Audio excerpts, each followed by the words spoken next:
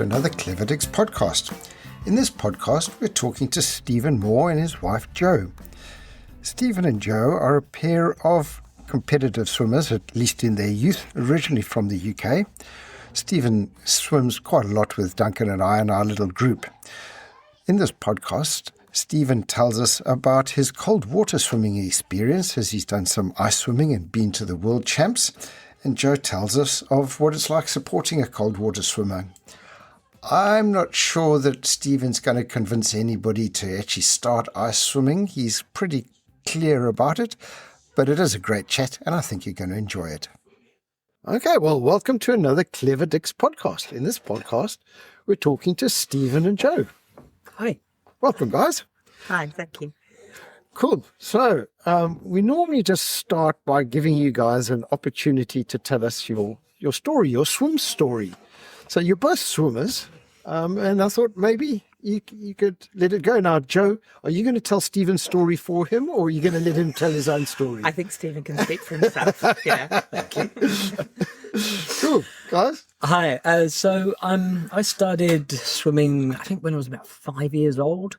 My parents made sure I could swim, and I found myself in a swimming club, and I stayed swimming in, I think it was Peterborough Swimming Club. I stayed with them till I was about 17, doing a lot of training. I was doing about 20 hours a week and galas every weekend, which is where I think I might have met Jo first of all. We're not too sure on that one.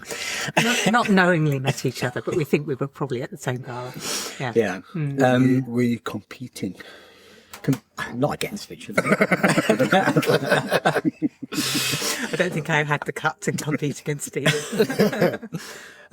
Back in those days, I was a breaststroker, so I specialised in like 100 breaststroke, 200 breaststroke, and I reached the heady heights of getting to the nationals in the UK, and it was that point when I came 76th in the country in my age group that I thought, I don't really want to do this anymore, and I sort of gave up. I discovered sex, drugs, and rock and roll. Yeah. That's where you go now. Oh, that's a bit later. I was not on the scene. So I gave it up completely, and I just got bored with it. Just like endless lengths up and down, up and down. How old were you? I was about 17. Yeah. And so there's a whole story there before we moved to New Zealand, and then discovered the delights of ocean swimming. And it was Jo who got me into the local group, which is Narrow Buckets. And they go out every Sunday, and I started to join them and started to do a bit more swimming, join Devonport Swim Club. This is now sort of age 50-ish? 40-ish. 40-ish, yeah. Cool. Yeah. So I had that massive, great big gap, and it took me ages to get back into swimming. And there's that realization that what you used to be able to do when you were 17 is nothing like you can do now, and your body does not work in the same way. And I had to change my stroke. I developed various shoulder problems, arm problems, and it's something you have to get to grip with as you're getting older, that you cannot do the same things and you have to alter it. And so that's been a long process. Did you just go like straight into the ocean, or were you jumping into the pool and doing some sort of technical stuff? Because you're quite a technical dude, yeah? Yeah. When I was going into the pool, I was just, the muscle memory was there, but it was just trying to figure out, why aren't I going as fast, and forget about the beer belly I had and arthritis coming on. But it was into the pool and just focusing on those strokes. And in the ocean, I was a bit of a wimp. I had wetsuits on, hats on, little booties on, and Yeah, and just going round the buoys, and I started to enjoy that more and more. And the Ocean Swim Series, I started doing that, doing a bit more competition. And then I dumped the wetsuit, and there was a couple of people in the buckets who weren't using it at all. They're going out. I thought, I could do that. And so I did. And then I heard about ice swimming. Thank you, Duncan. I blame you for that. And I thought, I could do that. Nobody stopped me. So, again, this is your fault, not mine. You could have stopped him, yeah? So, quick question. Yeah, sure. Why do they call it the buckets? Because they all had those big plastic buckets that they used to put their clothes in. They leave them on the side by the toilet block. Okay. Yeah. And everything was still in there when you came back from your swim, right? Yes, surprisingly. That's pretty I think it's cool. because it's Sunday morning, you know. It's also New Zealand. Okay, so prior to the ice swimming scenario, you quickly skated over the fact that you did sort of the Ocean Swim Series scenario. Yeah. But you've always been pretty competitive with that, right? So you like to race, right? So unlike Jim and myself, for example, we'll just go and hack through it. Yeah. You're quite specific and technical around what position you came and was your time faster than last year, and you know you're quite a technical master swimmer, if I can put it that way. Okay. Would I be correct or no? Yeah, I was. I don't worry about it so much these days, but it was, am I getting better? Joe's nodding her head aggressively here, so just, yeah. I think what I'd say is that you're absolutely right. Stephen sort of takes a scientific approach to a swimmer. Yeah. So that whole relearning to swim when he came to New Zealand, I mean, I was in the buckets and I would just swim around the buoys, and that was me. Where's the coffee? You know. Yes. Whereas Stephen, you know, he got the swim smooth book. He practices strokes. He's really, you know, always looking at how to, you know, just make that adjustment and so forth. And the same with racing. You know, you'll really think about it, and you'll know what pace you want to do, and you'll, you know, you do it in a very planned way. Yeah. And it works. It works. You do well with it. Yeah. If you're going to do something, do it well and plan for it. And don't just leave it to chance. I think that's my approach. Yeah. Cool. So through this process, you were like, all right, cool. What's next, right? And you had a couple of avenues. One was to do some longer stuff. Yeah, I did. I started off doing 10Ks, which was awesome. And I think the furthest we got was the failed attempt around Rangitoto. So, but that was the furthest of about 21K. Yeah. So they've told us it's not a failed attempt. Really? I reckon. Not yet completed. Okay. Abandoned attempt. Abandoned. Yes. We ran out of daylight hours and all Yeah. things like that. But I mean, again, that's hard to do that because you were swimming with. There were 4 of us on that swim, right? 2 of you were a lot faster than the other 2 of us, which I think is a bit of a cock up, really, on a 20K swim. You know, it's impossible to match the pace and slow down, and it's 2 swimmers too many, I think, on a long swim like that. Yeah. I mean, I knew that I'd have to, you know, keep it slowed down a bit, and which is great because I still had loads of energy at the end of it, so it was really good. Yeah. I've got, you know, I want to do a few more long distance, and obviously I've got booked in with this awesome organisation called Swimscape. Rangitoto again. Tell me more about them, yeah. Do I get my $10 now? Yeah, so hopefully this summer coming, I can get that out of the way and focus on the next thing. Yep. So that's a Rangitoto circumference, yep. Yeah. Number 1 of the Auckland Triple Crown, yes? Yes. Yeah. I quite like the idea of the one from, what was it, Tiri Tiri? coming across. Yeah, it's really nice. Turi Waiheke, yeah. It ends on the nudist beach, which I'm assuming is You have to strip off before you get out. Of course, yes. Okay. Cool. Okay. So, Joe, what's your swim story? So mine is probably I peaked at age 12 with my 50 yards breaststroke lead schools championship. And Yards. yeah. And I was in a swim club I was in Yorkshire, and it was Harrogate Swim Club, and I did that. And I do remember breaststroke was definitely my stroke, but there was another girl my age, Julie Dennison, who was the daughter of the coach, and she was just really, really excellent swimmer. And if she would just beat me at breaststroke, and I was always feeling, look, you've got front crawl, you've got backstroke. Why do you take my stroke as well? You know? So I kind of stopped doing that in my early teens, I think, and but always thought of myself as a good swimmer, and I was a good swimmer. And did the galas that we reckon we were at together, but just didn't really swim.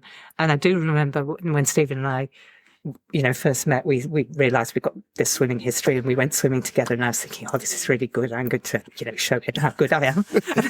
I got in a pool with him, went, okay. Don't think that's going to happen. And it really, I was more of a runner by that stage. I used to run with my dad. When I came here, I more went down the long distance running route. So I was doing the Auckland Half every year, and that's kind of what I did, and really got into swimming. You're looking at me funny. No, looking at you. Okay. Really got into swimming again when I think I was just not feeling able to run for a while. Body wasn't working with that. So, just started swimming, and hence getting into the buckets and so forth. So I feel that swimming is like my secondary thing, rather than my first thing. But obviously I get more involved because I'm there to support Stephen in both the ocean swimming and the ice swimming. So I'm part of the community in a different way. Yeah. It's so nice to be able to do things together. Exactly. I think that's like some of the things that people don't often speak about. But if you've got like a joint extramural activity, it's so cool, right? I mean, I think that's awesome. So, do you do races? In swimming? Yep. No, I don't. You don't want to go for the world national breaststroke championship or something like that? It's not a goal for me. But I am gradually getting drawn into this ice swimming. So when we were in Mulvano at the World Champs, I went in the lake with some other swimmers, and it was the first time I'd been in sub 5. And it was incredibly painful going in, because I hadn't ever been anywhere near that sort of. And Stephen's got a video of me swimming 3 strokes of breaststroke and then standing up and saying, I'm getting out now.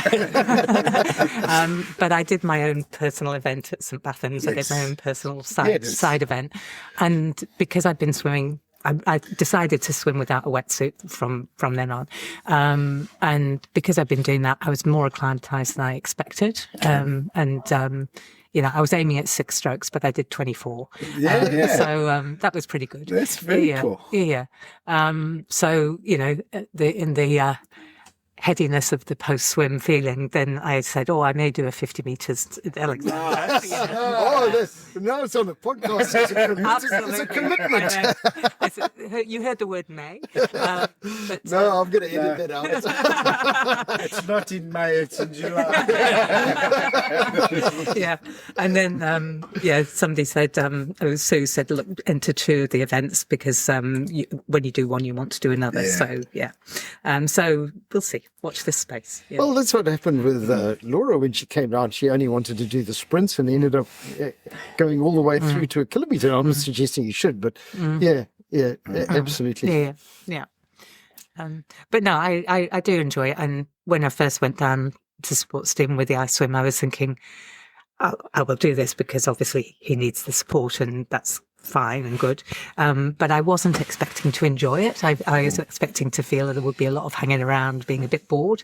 And I was actually blown away by it because the community is such fun, and there was a lot for me to do that was useful. And I think my favourite thing is being outdoors and active, so it was just perfect for that. Yeah, I think those ice swimming events are pretty good because nobody really stands around doing nothing. There's always something for somebody to do, whether you're seconding somebody or timekeeping or out on the safety crew on the IOB or something like that. It's pretty cool, eh? Hey, Clever Dicks listeners. I'm Merla, the head coach from Swims Mid Auckland. Wondering how to improve your stroke or break through a performance plateau? Our swim analysis session will help unlock your potential by capturing your stroke from every angle and showing how to correct it. We use a swim smooth methodology, focusing on the individual rather than the stroke. Use the code CleverDicks to get 15% off if you book a vid analysis session before the end of this year. And if you're in Auckland or visiting, come check out our awesome squad. The first session, always free. Find us online, swimsmidauckland.co.nz. So, Stephen, what was your first ice swimming adventure?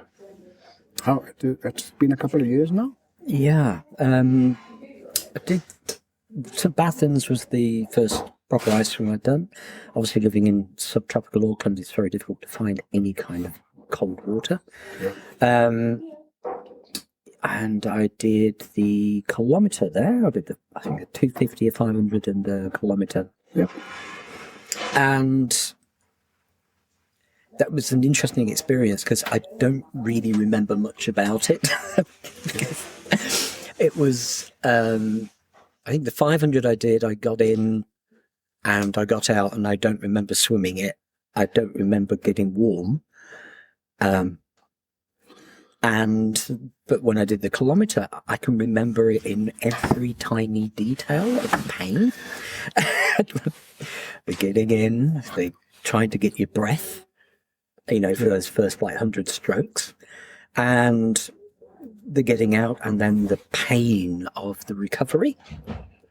I mean, I think how many times have I used the word pain now? And I remember it in absolute vivid detail. But I wanted to go back. So, do you reckon? So that was your first experience, also at sub 5. Yeah. So, and your first one would have been the 250. I believe so. I can't It was. You remember the order. did the 250 because you wanted to just try out, right. So you did that the first. I didn't do it as the actual. No, you did. Oh, it was competition. pre. It was just the warm up, the cool down swim. Yeah.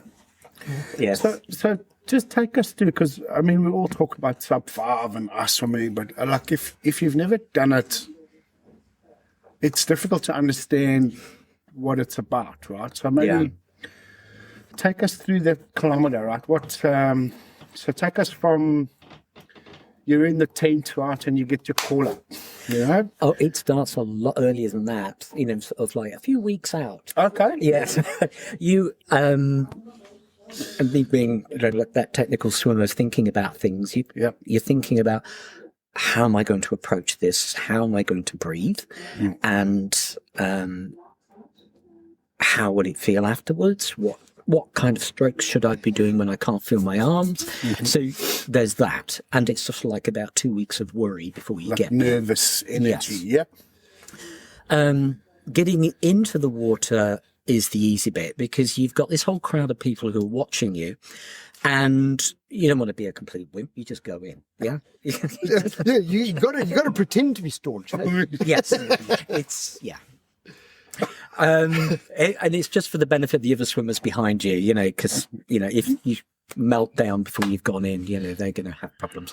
So, you just get in and there's that shock of the cold on your chest and you can't breathe. And it's just like having to relax into the cold, let the pain sort of like come in and slow the breathing down, slow your stroke rate down, and by the time you've all focused on that, you've probably hit like the first buoy, and like you've done about 125 meters or something, and then it's just like, oh, there's a long way to go now. And at St. Bathans, you go all the way down to a 500 and you come all the way back again. You go for a whole range of sensations. There was a point where I think it was around about the 500. It just felt like the water was fizzing like champagne, and my whole body was buzzing. Yes, yes. And that felt really nice. And on the way back, I think it was about the 700 mark, the wheels came off the bus. I couldn't feel my arms, legs, anything. My lips and my mouth were the same temperature as the water and the air temperature. So you couldn't tell whether you were taking in water or air. And that's a little scary. But I didn't realise was going to happen. So did you take water on board? A few, yeah. And, you have to spit it out and just focus. And you start to do a bit of over-rotation so that you can actually make sure you're getting air. So your stroke just goes to pieces in that last 300 meters. And when you can see the end, it seems to be an awful long time getting there. And you can see people jumping up and down. Yes, yeah. On the side, you can't hear anything because I usually wear earplugs, and all of a sudden you're there, and then somebody's sort of like helping you up, and then you've got the pain of feet on stones. Yeah, walking on glass. Yeah. And I think at that point we were taking people into, I got taken into a tent, got dressed, and then taken to the medical. Yeah. So the getting dressed was fine, and then the medical, I just shook for a long time. And I can't remember how long it was. An hour or so. About an hour or so I was out and feeling better. Who was your buddy? On that first one? I think it was me, wasn't it? Yeah, you were there and there was somebody else helping as well, yeah. Bri, I think, yeah. Yeah, she would have been in the medical tent. Okay. So that would have been, I guess, for you, comforting, knowing that Joe's looking after you. How did it make you feel?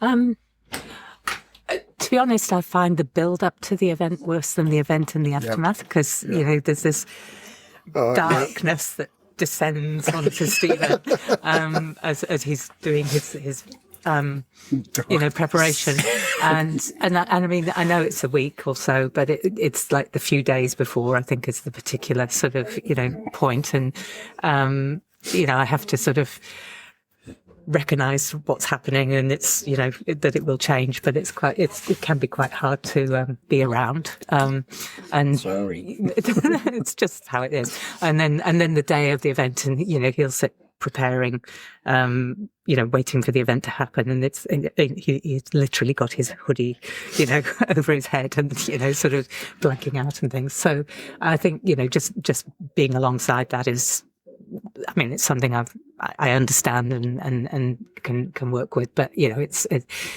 what I did say to Bri at St. Bathans was, I'd reckon when you go in that medical tent afterwards and you come out, I reckon the medics have done a lobotomy on them, because it's just like the personality is completely changed. It's a relief. Yeah. And then Stephen's back. But I don't really worry about the event itself, even though I know it's an extreme thing and things can go wrong.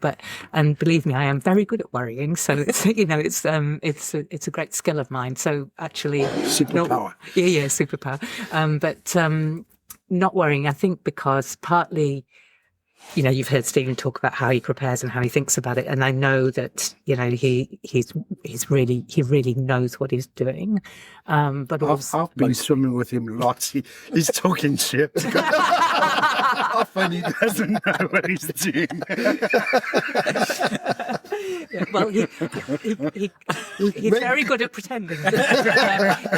but also, I don't, I know that he will make a judgment on the day about what he can do and do that in advance. So like in Alexandra, arrived with a cold and therefore you didn't do the K, you dropped it back.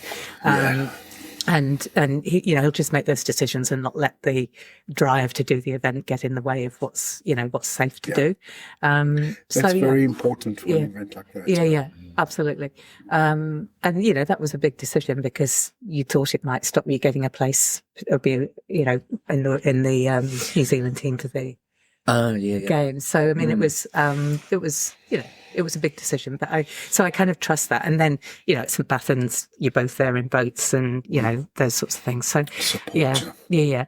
And then the aftermath, it's, I guess I've never had the experience of Stephen being, in serious trouble. It's been, a recovery that is predictable and doing the right things at the right time. So it's more sitting with that. And I think that, again, the other thing is making sure as a supporter that support person that I'm getting it right, because Stephen is incredibly structured about what layers he wants on when, and how it's all going to work. He's worked out his recovery as well as his swim, and so he has his bag and everything's layered up, and believe me, he is not like this in his wardrobe or stuff. there is another human being there. So I've got the layers and if I get that in the wrong order, then I'm in trouble, other than that, that's my performance pressure is getting that right, and getting the hot drink at the right time. I absolutely relate to that. This year, my second was just so well organised, and it was exactly like we talked about. But the previous year, it had just not worked out, and I can just remember it was so much confusion, everybody trying to help, and it was all just going in different directions. And you're sitting there, you're pretty pathetic because there's not much thought process actually happening. So I relate to that. Absolutely. So it wouldn't be fair to not comment on his manhood after a kilometre swim. Is there anything that you want to put on the record now? Is this the Curly Duncan question that always comes out in every interview? You've got to check. I want to see how well you recovered, Stephen. No comment. Okay. Honestly, after an ice mile, is nothing there to see at all. Yeah, exactly. But that's all part of the recovery process. Yes. Is that how you do it? No. So you went to, a year later, after St. Bathans, which would have been your first ice experience, you went to Alex with the intention of making some qualifying swims, getting to the Kiwi World Champs. Team, right? Yeah, cool. So what events did you swim, and why did you choose those events? I did the 1K, the 500 and the 250. I'm much happier doing long events rather than short sprinty events. Why is that? It takes me ages to get into a groove. Yep. So if I'm doing like a 50 meters, I'm not even actually reaching my peak by the end of the 50 meters in ice water, because you got to control that breathing. Whereas I'm, doing the longer swims, I get into the groove and I can just maintain that speed and that pace and the arm stroke rates and just keep going. And I thought you were being nice to me because you specifically didn't do the 100 IM. I thought he was being nice to me. That way I actually got to win something in my age group. Pleasure. You're welcome. Yeah, I like those long strokes. I don't want to mess around doing breaststroke and backstroke and butterfly and I don't do those anymore. No. Those are young people's strokes. Well, the reason why I thought that I could do it was that everybody knows how hard it is, so nobody's going to really laugh too much at my attempt at making a stroke look like butterfly. Yeah. So you qualified for the World Cup. Yes, the world champs in Mulvano. That was just an amazing experience all around, being part of the team and the beautiful, like 50-meter pool outdoors. It seems like every village, tiny little village in Italy, seems to have a Olympic-sized pool outdoor, just there for people to use. So I actually thought the pool was in the lake. It was actually just a pool. Yes, it was a pool. Oh, okay. Yeah, a proper swimming pool. Yeah. Yeah, so we just did a few training things in the lake. Oh, Yeah. okay. Yeah. But that was warm in comparison to the pool, which I think there was a massive frost before the first day, and the ice was approximately about 10 centimeters thick across the whole of the pool.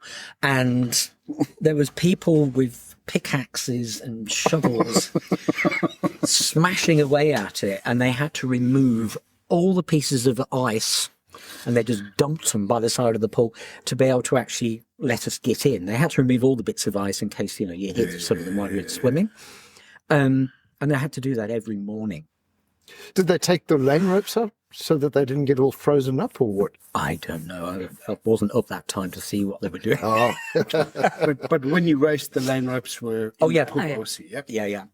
So 50-meter pool, and that was like first experience of doing 50 meters in ice, which is a lot nicer. Less turns, less messing. Don't have to think so much. How do you start a 50-meter race in ice? A 50-meter, they just Or any of the races, I Oh, guess, right. right? You don't dive off the blocks, right? no. So take it a step back. You all get called into a specific area, and you have to line up, and then you get taken down to the side of the pool, and your names get announced, and it all comes up on this massive, great big board. You usually got your great big jacket on and some jandals, and you're just waiting. They say, take your clothes off, and then you into the water. So you don't do a dive start. You have to climb into the water, get ready, go. And then the gun goes, and off you go. How much time do you have to get ready in the water? Hardly anything at all. By the time everybody's in and one hand on the side, it goes. Yeah, Because obviously you don't want to hang around there. No. And turns, no tumble turns. And every time you do a push off, your head has to be up out of the water before the 5-meter mark. Otherwise you get disqualified. So you can't do those long butterflies under the water. so just from an opinion from you, so that the no tumble turns and the touch and turn are not too far. Is that justified, or is it being overcautious, or do you actually think it's the right call to actually do that in an ice swimming event? I think in doing 100 meters or even the 250, I don't think it would be a problem. But if you're doing the longer events, doing like a K, because your body starts to pack in around about that 700 mark, you trying to do tumble turns is a bit of a no-no. Yeah, I can just... I agree with you. I just wanted to get your opinion on that. Yeah. Yeah. I remember doing like the first time in a pool, I hadn't realised that you have to do a push off, and so the first thing you do is your head goes under the water and you push off. That was a surprise. I hadn't planned for that at all because it's cold, and usually open water you don't do that. You just go straight out and you can just start breathing. But there's a bit of a technical difference between the two. So the events went well. I think we did the 500 I did on the first day, then the 250. Then I did a 100, which I don't usually do a 100, but that was really nice. I think I came 4th or 5th. That was pretty cool. And then I did the 1K, and that's where I managed to get 3rd fastest in the world in my age group, and very happy with that. 17 minutes for a K. That's cruising, man. Yeah. Hello, swimmers. I'm Shannon Keegan, US-based founder of Intrepid Water and host of the podcast Stories from the Water. My friends at Swimscape in Auckland, New Zealand are the proud ambassadors of Auckland's most iconic ocean marathon swim, the 20 kilometers around Rangitoto Volcano in the Hauraki Gulf. This is a very achievable marathon swim that, like all long-distance swims, will live in your memories forever. I don't know about you, but I've got this swim on my bucket list for when I get to visit the beautiful land of the Kiwi. Jump on swimscape.co.nz or email info@swimscape.co.nz to book your slot. See you in the water. What would you have swum? Like, what would the equivalent be in a standard pool with warm water? I mean, are you slower? So much faster than that. Yes. Over the 15:30, something like that. Yeah. So like a minute and a half ish or more slower in the ice. Yeah. Yeah. Okay. Does that aggravate you? Or is You know just... it's going to happen because you know that the muscles aren't working properly, and it takes quite some time to get your breathing under control.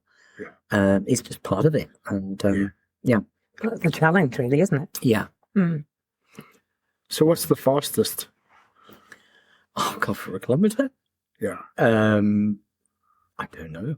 Come on, you No, I really know don't know. the stuff. Oh God, there's got some of the younger kids who are doing it, you know. But No, sorry, in your age group. Oh, in my your age group. Yeah. I think there's an Italian that's just moved into my age group, and he was really fast. I think he was about 13 or something or other. Wow. I know. That's just disgusting. Some of these people don't realise they should slow down as they get older. I know. Or maybe they do, and they were just super fast. I know. It was, yeah. But yeah, So- don't count him. Okay. How many countries were there, more or less? Oh my gosh. 30, 40, maybe more. Yeah. All over the world, including Mongolia. We have the most amazing hats. The best hats. Yeah. Everyone has a hat, you know, from their country. And, the Mongolians have a hat that's made from 4 snow foxes, is it? Yeah. Oh, wow. I thought it was 6, but anyway. Yeah. Yeah. It's a lot of snow foxes. Like a proper fur. Like a proper fur one with tails hanging off the back. And Wow. they're prized. So, they don't let those go easily. Yeah, that's right, yes. They sound like a cost of fortune, isn't it? Some of the European teams, American teams, they've got about 50 or 60 people in them. For New Zealand, we were only allowed 15 because of population. But overall, we came 4th as a team. That's pretty cool. It was very cool. So does that mean we get to take more people next time? Oh, one would hope. Yeah. Yeah. Because, if we could take more, we would be cleaning up. Yeah. Yeah. You're going to go again? I've been thinking, umming and ahhing about it. I'm not too sure at the moment. I want to go back. Every 2 years seems like a bit too soon. It's very expensive getting across to Europe, and they're always going to be in Europe because that's where most of the people are. Yeah. So it depends on finances, really. Yeah. And for all the swimmers, it's, a big struggle getting the money to get there. 100%, man. Yeah. And also for us, I must admit, the idea of going over to Europe and swimming in really cold water where the sea is a balmy 21 degrees in Auckland, I struggled with that concept, actually. Yes. I mean, it's quite good for us in terms of Europe because obviously we can go back to the UK and see people. Yes, and it's okay. so it's and in fact it's interesting, isn't it? Because between us, I would go back to Europe more than Stephen would, and I'm really pleased about the ice swimming because it's actually giving him a reason to want to actually go. So I get more. Double win. Yeah, I get more enthusiasm for going than I did before. Yeah. How long is the event? About a week? Yeah. Okay, so you take some time before or after and go and visit family and stuff like that. Cool. Yeah. And the event itself for you, Joe, I mean, same as Alex, for example? Were you bored, or were you No, just constantly busy and constantly busy and entertained? Yeah, and also because I've now done this for 3 years, I sort of know I'm part of the community. I know people, so I was just mucking in and doing what was needed. Really, wasn't And I? you were seconding for people as well. I was seconding for a lot of people as well. Yeah. Yeah. No, it was great. It was really great, and it's such a beautiful place, and it's great. Pretty special. Yeah. So you're going to do breaststroke Um, at Alex in July. I'm moving more into freestyle, but Freestyle? breaststroke would be my second stroke. So yeah, because actually my freestyle's improved a lot. Again, talking about support, it's mutual support, because I had a rotator cuff surgery a couple of years ago now, so I was out of action, and I was getting back into swimming, but being slow. And so what Stephen was doing at the Sunday buckets that we go to, he was just staying back with me. So I had somebody with me swimming, and he'd normally be dashing off around, the boys and going around twice and things. And so showing off. yeah, exactly. But he stuck with me and swimming circles around me, so he kept warm. But also he coached me on my stroke, so my freestyle stroke, and so my stroke is massively improved in freestyle, and I actually move through the water these days, don't I? So I feel comfortable doing freestyle in a way I've never done before. Yeah, so I'll go. It's interesting. That's something that maybe we should do, Duncan, is actually get some coaching. Well, as long as it's not 5:30 in the morning, I'll put my hand up. But so, just in terms of swimming generally, and maybe a question for both of you. I mean, other than some overseas trips and obviously bonding as a couple, what else has swimming given to you guys, do you think? Well, I mean, children swim as well, which has been really good. Yeah. Through water polo at school, and the youngest is a lifeguard now at pool. That's pretty cool. Yeah. And now she started swimming in Christchurch, where she lives. Yeah. And With the other ice swimmers in Christchurch. Yeah.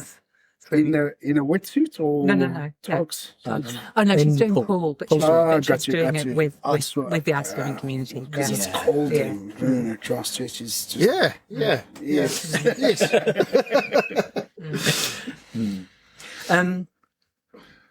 And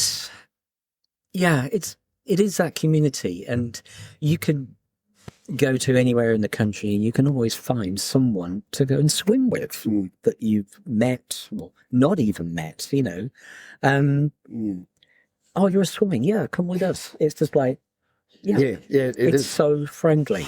And I can't imagine of a sports like that. I think it is the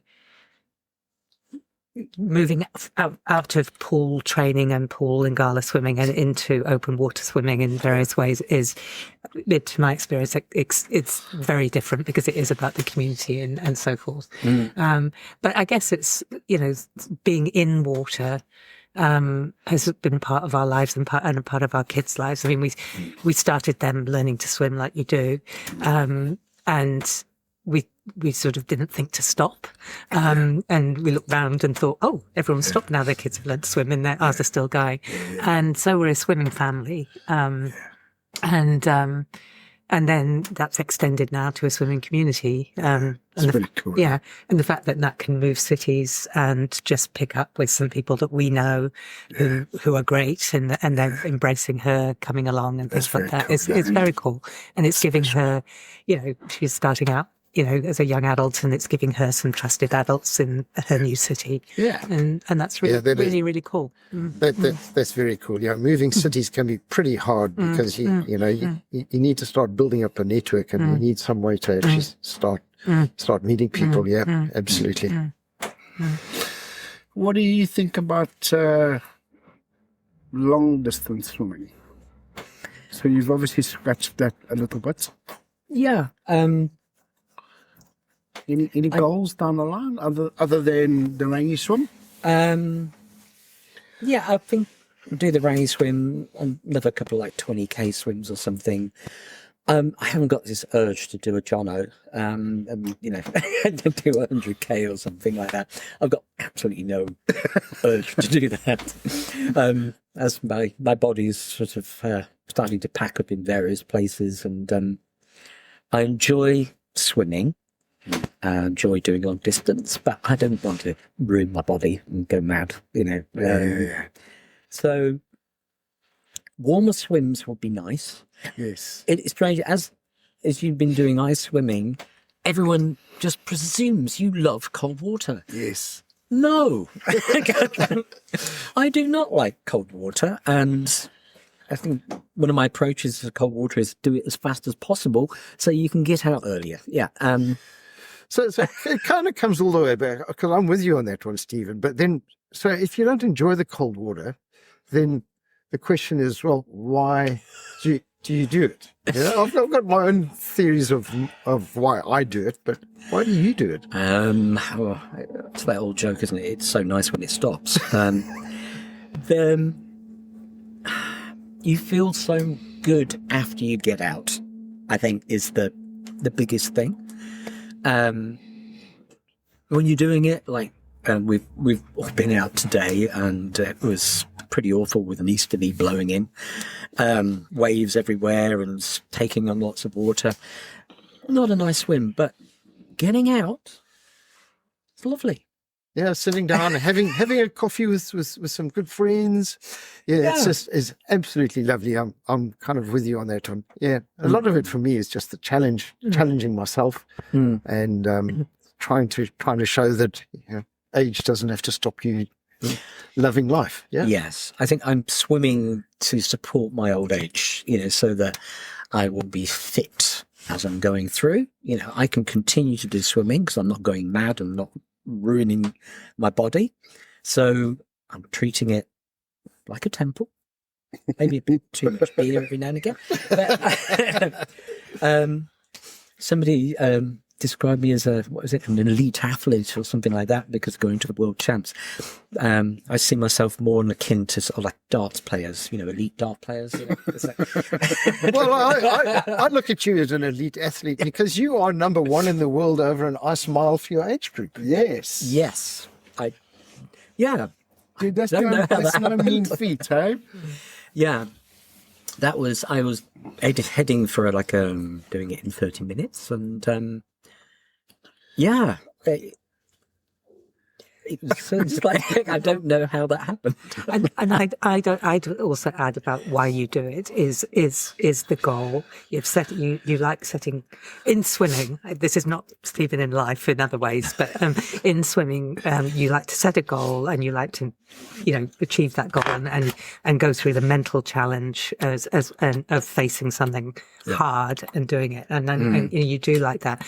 And yes, at St. Bathans this year, Stephen did his first ice mile, and yes, he became ranked to be ratified, first in the world in his age group. But what he was so disappointed about was it took him 30 minutes and 51 seconds, and he wanted to do a sub 30. So it wasn't actually good enough in terms of what he'd set himself.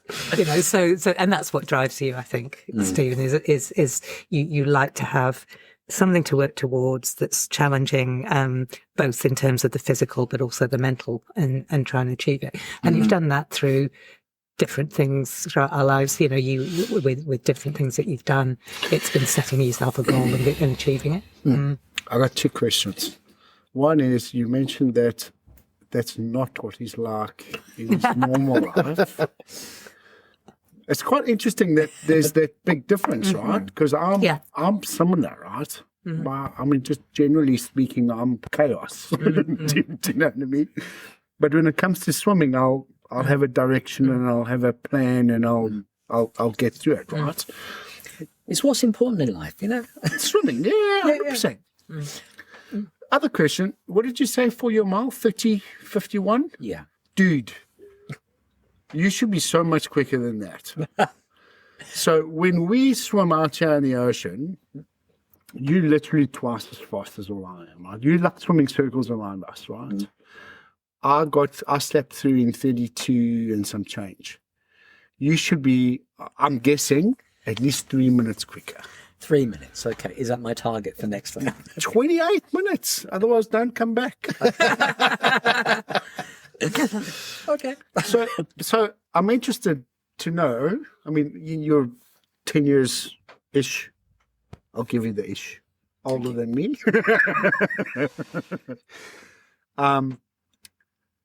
But on a serious note, I really do think that you can go a lot faster than that. And my question, I guess, is you spoke about earlier your first St. Bathans, you sort of start coming apart a little bit at 750-ish. Yeah. Is that what you felt happening in this mile? Did you sort of regress during the swim and slow down? What was your stroke like? Stroke rate? There was a point, a bit of a hiccup, I think, when about 900 miles as it was just coming in, where I swallowed some water. Yep. And I just lost focus because I'm thinking about what am I going to do as I turn that 1K mark and I've got that 600 to go. Yes. So I'm running through my head.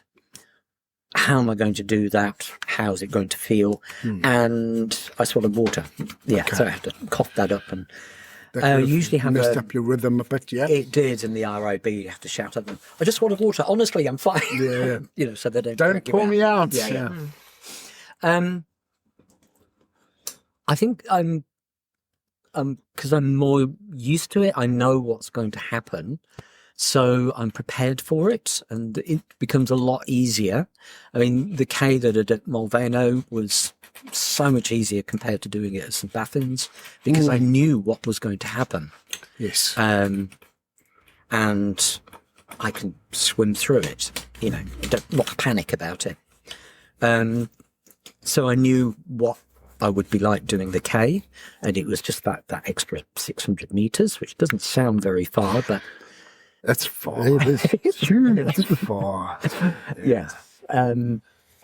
It is far. Yeah. I must admit, picking up on one of the things you said, that's what was going through my mind when I was doing my swim was, I have to show the IRB that I'm actually okay. So I better keep swimming properly or they're going to pull me out. I really don't want them to do that. So let's just make sure that, yes, I am actually doing a little bit of kicking, even if it's not my nature. Just a little splash every now and again. Yeah, a little splash. Yeah. Do you feel like you lose strength while you're swimming? So, like, for example, that pull under the water, are you pulling?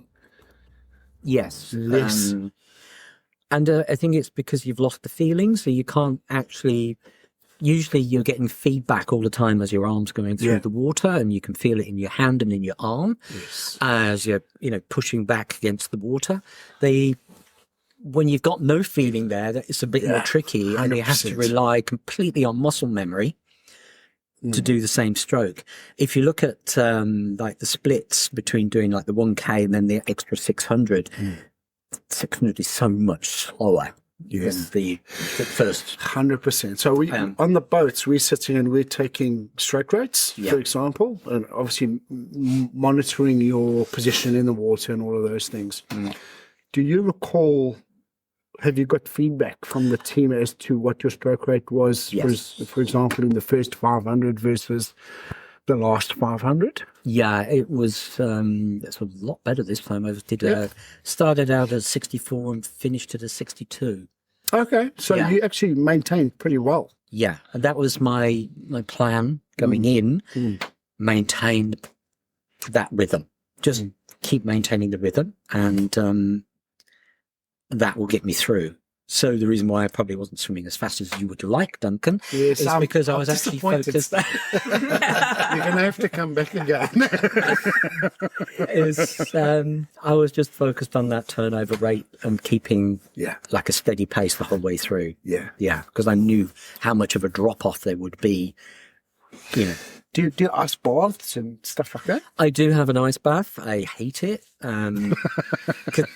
The idea of sitting in cold water and doing nothing is just painful. It's stupid. It is really. Do you sit in it, Joe? No, I don't. No. Do you take pictures of him sitting in it? There is a picture in the distance. So you got one at home, Duncan. Have you ever been in it?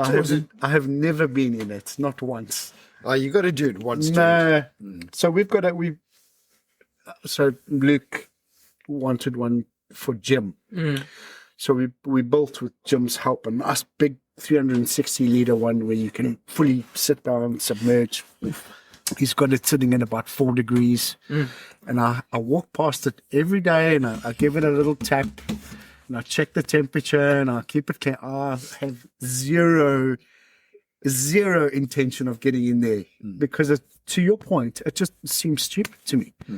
Why do I need to torture myself the whole year when I can just suffer for my mile once a year? You know? Yeah. I was using it going in Yeah. to the event, and that helps. And especially going to Mulvano because it was summer here, you know, and everything was really hot. And so you needed that little taste. Look, I think it would help mentally, just from a preparation perspective, getting into the cold water. And breathing, yeah. Yeah. But obviously you don't have your head in, you're not swimming, you know, so it's very needle. different. Yeah. That's Joe's job. Yeah. Okay. Now that sounds cool. It's been a wonderful chat. Thank you so much for your guys' time. It's been a great story. I'm sure a lot of people will be interested. I'm not sure that you've managed to convince a lot of other people to join us on the ice swimming. It's awesome, honestly. So we'll rendezvous in a year's time. We'll have an update on your 50-meter freestyle. Okay. Or 250. Or 250, yeah? Yeah. No, I'm very clear. I'm not going higher than 50. You're nothing could persuade me that. 50 is good, yeah? That's cool. Hey, it's more than 7.95 billion people on the planet, dude. So, think of it like that. Yeah. And I want an update on a sub-30 mile, please, next time we chat. I will be training. There we go. Thank you for your time, guys. It's been awesome chatting. Thank you. Thank you. Thanks so much. Hi, my name is Caitlin O'Reilly. I'm the youngest person to have completed the Ocean 7 Challenge.